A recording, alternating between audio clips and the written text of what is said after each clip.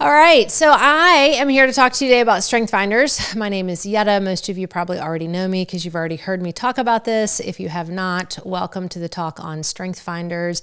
You're going to find on the course just below this video, there is a wonderful little PowerPoint download. You can download that, follow along with me if you'd like. If you don't want to do that, you are free to just listen and take some notes if you would like. There is also a PDF version of the presentation. So you have a PDF you can download and print if you're somebody like me who likes hard copy and pen and paper. So whatever suits your fancy, wherever you want to go with this talk, just make sure you have the resources in front of you visually and in the ability to take some notes. So we're going to just jump right into the PowerPoint. I love StrengthsFinders. I've been a certified StrengthsFinders coach and facilitator for many years now, and came across StrengthsFinders actually when I was in the executive MBA program at the Virginia Commonwealth University, which is where I went to do my MBA program. And the first thing they did was assess us and say, do you know what your strengths are? And I actually had never been asked that question, and much less taken an assessment to figure out what those top strengths are. And what I found, and you'll see this on the first slide in the presentation, that my top 5 strengths are command, futuristic, activator, significance, and focus. And why that's important for you right out of the gate to know is, and why it was so profound for me when I learned that, was if I knew what my strengths were, I could really start to better understand how I show up and do what I do really well.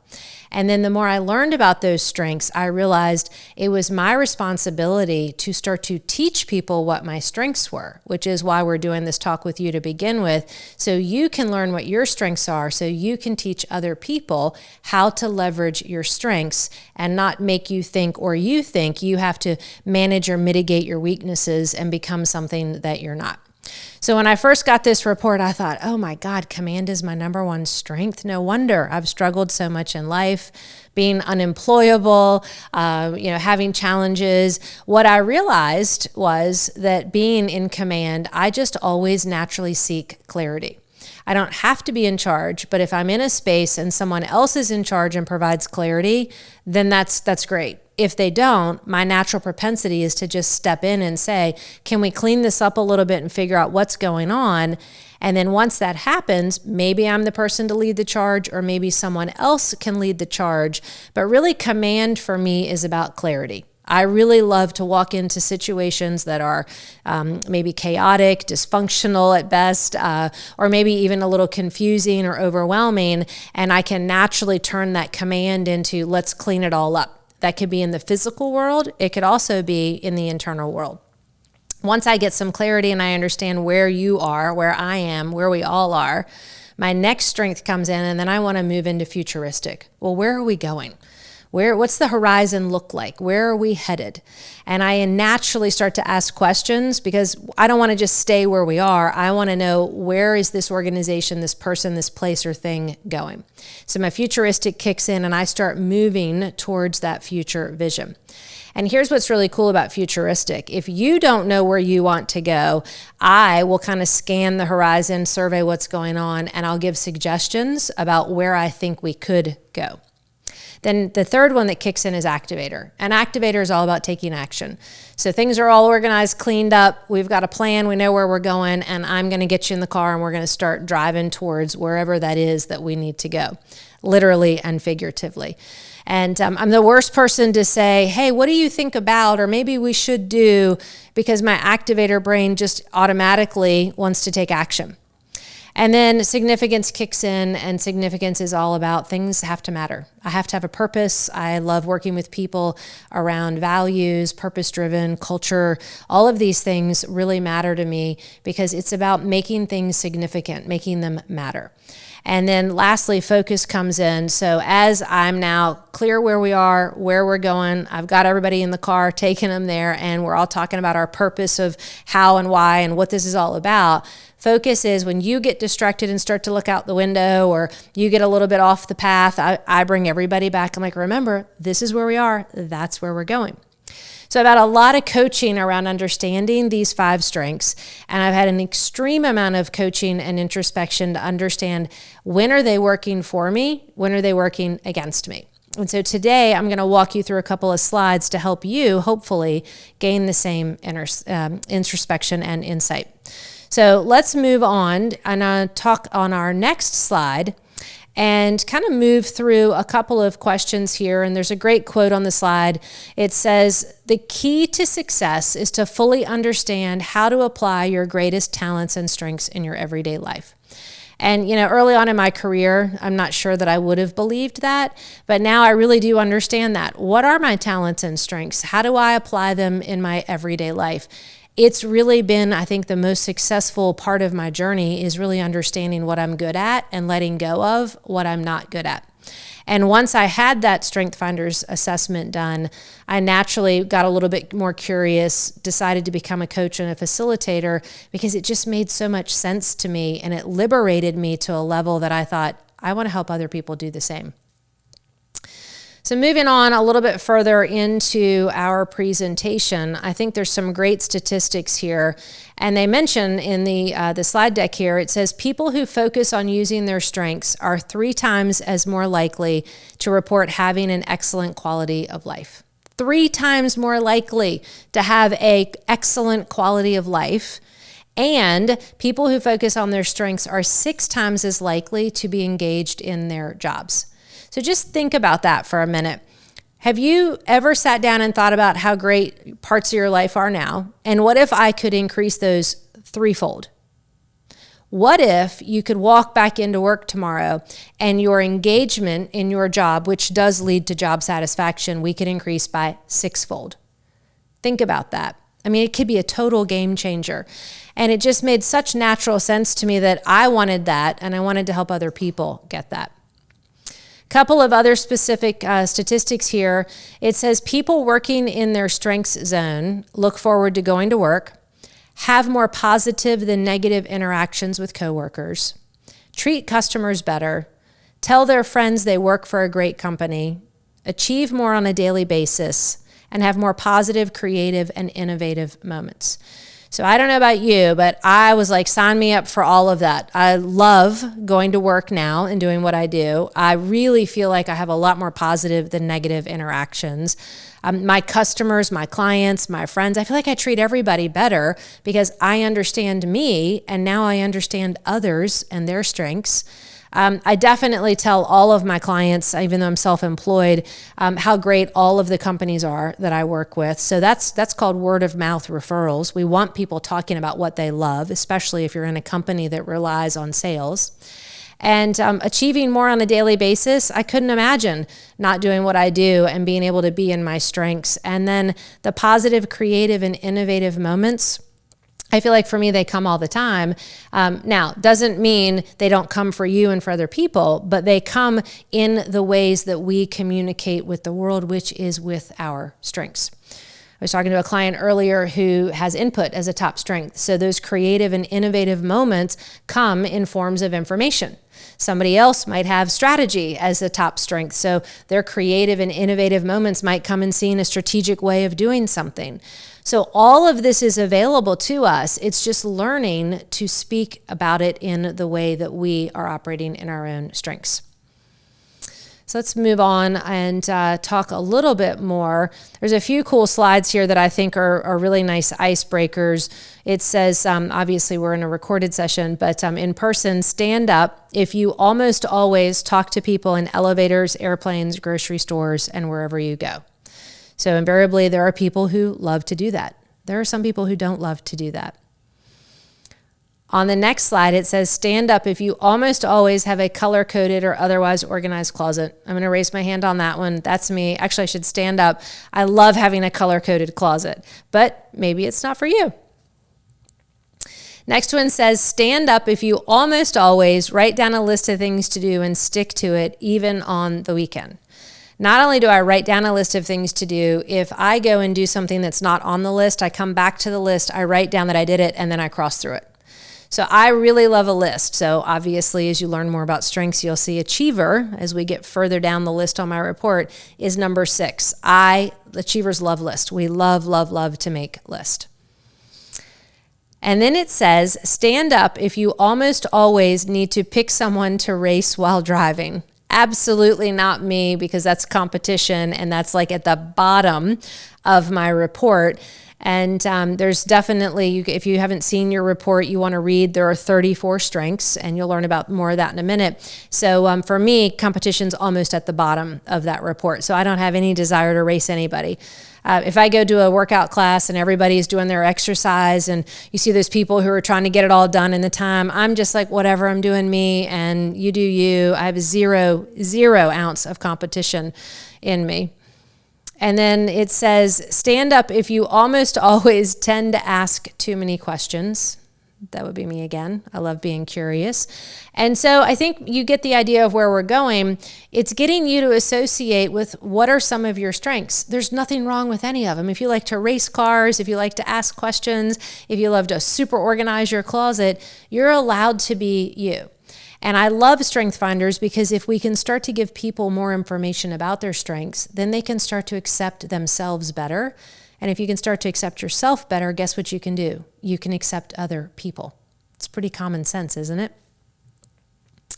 And then this is my favorite one. Last question. Stand up if you almost always push the elevator button to remind the elevator that you are there.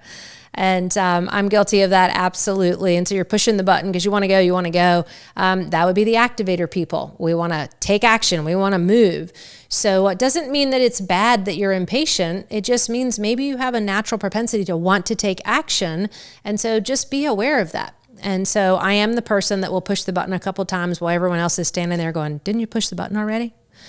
So these are just fun, really introspective ways to just help you start to realize we've all got strengths. We all have talents.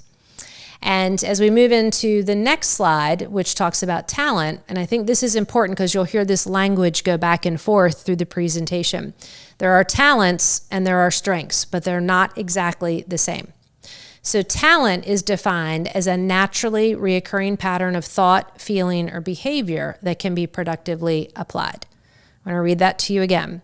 Talent is a naturally reoccurring pattern of thought, feeling, or behavior that can be productively applied.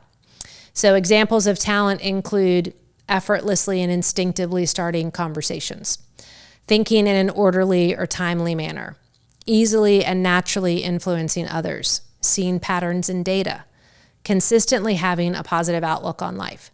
All of these are talents, but they're not strengths, and I'll tell you in a second why that is. But before I do, let me talk a little bit more about some of these other statistics that are really important in the workplace. It says that people who learn to use their strengths in every day have 7.8% greater productivity. So think about that for a minute. 7.8%, almost 10% more productivity. Maybe it doesn't sound like a lot to you, but I promise you if I gave you almost 10% more money that you made in a day, a week, a month, or a year, you'd be pretty happy about that. Can you imagine your productivity going through the roof like that? And then, speaking of money, teams that receive strengths feedback have 8.9% greater profitability. So any CEO, leader, project manager that's out there, if I could say to you, if you would just work with strengths on your team, you could increase your revenue by almost 10%, and your profitability is what I'm talking about. Holy cow. If you're running a $20 million company, you do the math on that. That's coming into the bottom line in profit. And that also applies into your personal life as well. If you're able to operate from your strengths, you could have greater profitability in your own life and your own finances in the own way that you show up, do things, get things done, and make decisions. So I don't know why you wouldn't want to cultivate and learn what your strengths are and operate a business with strengths. So let's move on to the next little slide. This one is a great little workshop exercise that I do when we're in person. So I'm going to give this prompt to you, and you're welcome to do this on your own. But it says, print the following phrase 3 times. So you just pick up your pen and paper and go ahead and do that now. And I want you to actually write, I use my strengths every day. And I want you to write it 3 times out. So just take a moment. I use my strengths every day. And just write that out a second time and a third time. Pretty easy if you're doing it in your hand that you write with. You probably did it while you were thinking about something else. Now what I want you to do is I want you to take your left hand or your non-dominant hand, and I want you to take the pen and paper, and I want you to write, I use my strengths every day with the other hand. So go ahead and try it. This might take us a little bit longer because it's your non-dominant hand. And you're just going to write out, I use my strengths every day. Write it one time. It does take a while for some people. A second time if you can. And then try it a third time. You might not have even gotten to the third time yet, and that's okay. Because this is a great example of showing you if your strength is your right hand or your left hand, whatever one it is. When I ask you to work with writing in your non-dominant hand, which is your weaker hand, not just physically your hand, but the brain, mind-body connection, what you find is it's almost impossible. It looks very childlike. Some people don't even make it to the second or even the third time. And this is exactly what it's like when you walk into the workplace and you ask somebody to work outside of their strengths. It's literally like saying, pick up a pen and write an entire dissertation or document or story or outline of anything with your non-dominant hand. That's how difficult it is for your brain to work outside of its areas of expertise. And I don't know about you, but I wouldn't want to show up every day to work to do that. That would make life really, really miserable for me.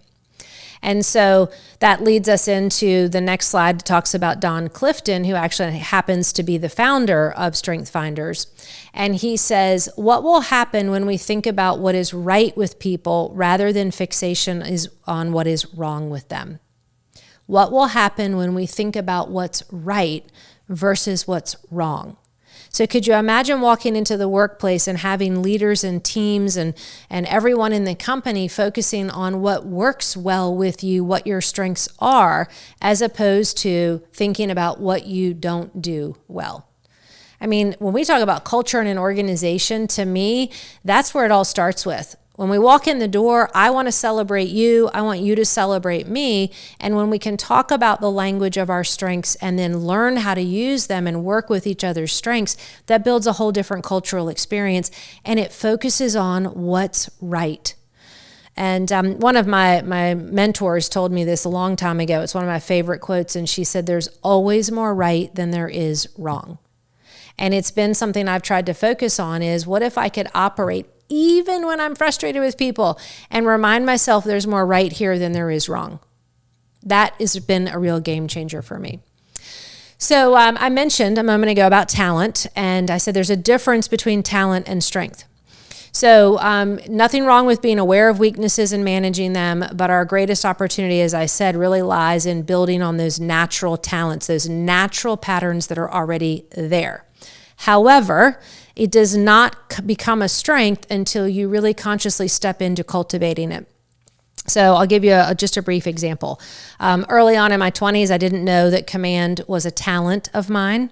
It took me years to cultivate that talent to where I could make it a strength. So the difference was in my 20s, command looked like I didn't care what anybody said, get the hell out of my way. I would steamroll over people. I just took command and took over in anything I stepped into. Well, once I cultivate self-awareness around a talent, I can begin to cultivate it as a strength. Now when I walk in a room, it's my job to remind myself and to check in with everyone else's strength, to be aware of where I am and where others are, and then ask, is my command strength a naturally appropriate way of showing up in this project or with this group?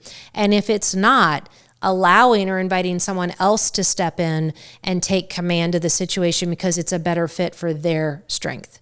And that's the really important part here. You might have some talents, but without self-awareness and really cultivating them, you're not going to develop them truly into a strength that's going to benefit you.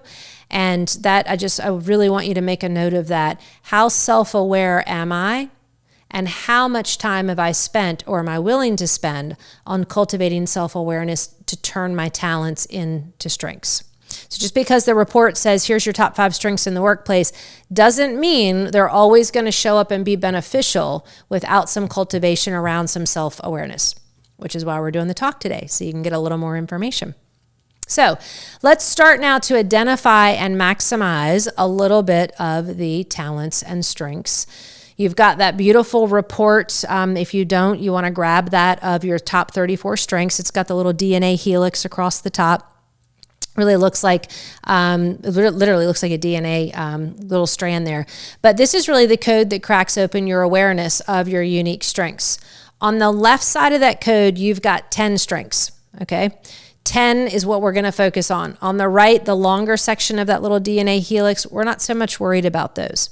On the left, we're going to look at, and I want you to think about this, your top 5 strengths are what I want you to think they're kind of always in your front pocket.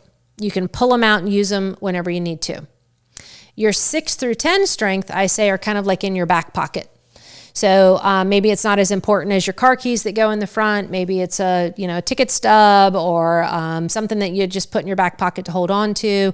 Maybe it's your wallet. Guys, it might be a wallet. But I want you to think of 6 through 10 as something that you don't use all the time every day, but you can pull it out really quickly when you need it. Those are the 10 we focus on in StrengthsFinders. Anything past that, don't waste your time on trying to cultivate it and bring it up from the bottom to the top. It's not a natural talent you were born with, and it certainly isn't something that you're going to cultivate as a strength and bring out into the workplace. So just remember that and own that, and just know, I readily admit number 34 on my report is empathy. I'm just not going to cultivate that skill. Now, that doesn't mean I'm not a kind, caring person. It just means it's not what I naturally bring into the workplace, which I've now had to figure out. That's why I'm unemployable. I actually am really well at going in, mastering, working through things with people and leaving, and don't need to be a part of the ongoing team because I don't require an emotional connection. So lots of other things we can talk about, but I want you to just remember, after 10, do not waste your time. It's really not worth it. And to learn a little bit more about strengths, you'll see in this presentation, we're not going to play it here for this workshop, but you're going to see in this presentation, they have a really cool little video clip that just kind of takes you through a little cartoon kind of overview and drawing about StrengthsFinders that was made by the company. When you watch that, which I highly encourage you to do, there's something really important to remember. And they talk about this 3 little kind of saying thing called name it, claim it, aim it. So those top 5 to 10, just name what they are, claim them, which is owning it, and really aim to really focus on staying in that space and cultivating those strengths. So really cute little video, and I want you to just make sure you play that on your own. It's on YouTube as well, and just get in the habit of really understanding the name it, claim it, aim it language. You'll see some additional resources after this talk for each week where we jump into how do you name it, claim it, aim it. We have got some great worksheets for you, a lot of cool information in there. So just make sure you check that out and you download that. And that's in the video or the videos in the PowerPoint. So let me give you a couple more things before we wrap up here that I think are going to be important for you to just take back in addition to what we've already reviewed at the talk, which is there are 4 themes in StrengthsFinders: executing, influencing, relationship building, and strategic thinking. So all 34 of those strengths fall into 4 buckets. You'll see it on your report. They're color-coded. And you will naturally have one of those areas as your kind of leading area in StrengthsFinders. So for instance, for me, out of my top 5, almost all of them, I have most of them in influencing, 1 in strategic thinking, 1 in executing. So you'll see that you have either the majority of some strengths in one area or they're dispersed amongst a couple. Some people have 1 in each. That's okay. You might have all of them in 1. You might have them split over 2. However you fall in this area of these 4 areas, I just want you to know that that's just who you are. So if you're in strategic thinking and influencing and you don't have anything in relationship building and executing, that's okay. It means you need to be focusing on things in the workplace or in your own life that are strategic by nature and that involve people. But you're probably not going to be naturally good at sales, and you're probably not somebody that's a real doer that gets tasks done and works for other people. So just know that there are 4 areas, And what's really cool is that StrengthsFinders is actually built on the field of positive psychology. So all those 34 strengths that we were talking about in there and those 4 buckets, they come from and are built on a lot of constructs within the family and field of positive psychology. So we want to really just remind you that there's a lot of science behind this. You don't have to know what that is, but I do want you to know that all of that in the assessment phase was done on the back end. And if we build on positive psychology, again, it just makes the world and our life and our workplace a lot easier because we're focusing on what works as opposed to what doesn't. And there's a whole story about positive psychology and the founder of it that's really cool if you love research. If you have a input or a context strength, you would probably find that interesting. You might want to go research, how did positive psychology get created? Really cool story. So the report that you have there, it's just a beginning. This little overview is just a beginning. It's a refresher for you to come back to if you missed the first talk or if you just kind of want to revisit, hear a little bit about this while you're looking at the PowerPoint. That's really the purpose of this. So a couple of things as we begin to wrap up. You want to remember that cool little acronym, name it. Read the descriptions of your top 5 themes, highlight, underline words and phrases that speak to you. Claim it, which to me is owning it. So which ones do you really own? How does this theme help you to be successful in the role that you're in? And then the aim it, which I want you to remember, is how could you use this theme more intentionally? So starting tomorrow, I will use my talent in this theme by, and just start to begin to brainstorm. If you don't have any ideas, you could meet with someone that you work with. It could be a peer, it could be your supervisor or a leader in the company, but ask them, how could I use this theme more intentionally? Where do you see me show up with this theme? And am I using it to the best of my ability? Is it effective in this team or on this project? If it's not, then you can learn to kind of take a back seat and invite somebody else to come in and step in with their strengths, because not everybody's supposed to do all things perfectly all the time. That's the cool thing about building teams, is we actually need to learn each other's strengths so we can all put our beautiful brains together and work together better as a cohesive, co-creative unit than just one person trying to do everything. So let's kind of begin to just close up here on our PowerPoint slide, something that I just want to leave you with, which is on our last slide, which is a great little quote and reading on here. And actually I just lost my little slide, so let me go back here for you. So the little closing section that we have here, it says, look for strengths in action. When you spot a colleague using a strength, write them a short note that describes what you saw and reinforce the value of their strengths. I really feel like if we do that with our colleagues, what happens is we catch people doing things right. When we catch people doing things right, people feel better. And when we feel better, we want to do better. And when we do better, we feel better. So just a brief little overview about StrengthsFinders. Remember, your top 5 are in your front pocket, 6 through 10 are in your back pocket. You have this PowerPoint slide, this little talk. You have weeks and weeks of resources with tons of great worksheets that the team has put together for you with other videos and resources. So this is just the beginning of a beautiful journey of just better learning who you are, what your talents are, and have you cultivated them into strengths? If you haven't and you'd like to do so, we're here to partner with you and help you to bring out your best self in the workplace. So I love spending this time with you. Thanks so much for hanging out. I can't wait to see you on the next talk or workshop or video. Until then, have a great day.